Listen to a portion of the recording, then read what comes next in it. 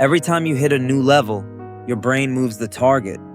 You get the raise, the new title, the bigger office. For a few days, it feels incredible.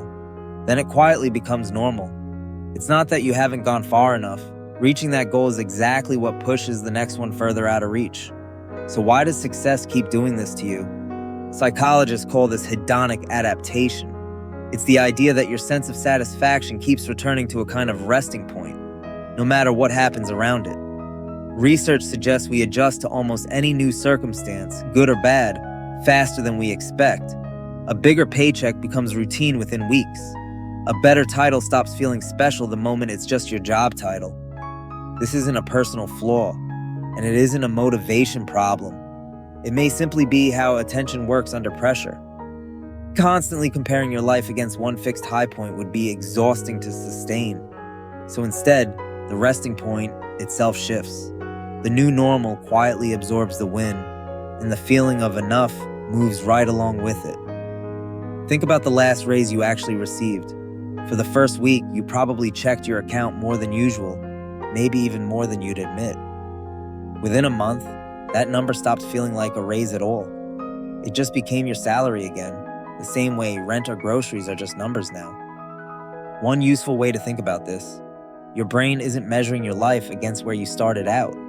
It's measuring against wherever you happen to be standing right now. Every gain quietly becomes the new floor instead of the new ceiling. So the gap between where you are and enough never actually closes. It just resets at a higher altitude.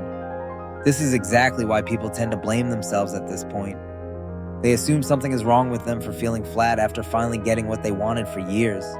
But this pattern shows up across nearly everyone studied, not because they're ungrateful, and not because they picked the wrong goal.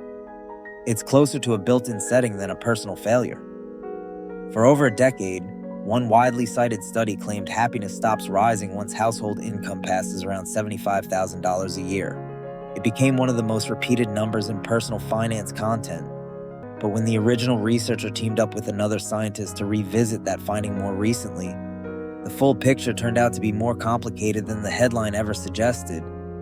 It turns out income keeps improving how most people feel, well past that number, with no obvious ceiling in sight for most of the group studied. The flattening effect mainly showed up in one specific slice of people, those who were already struggling emotionally before their income ever changed.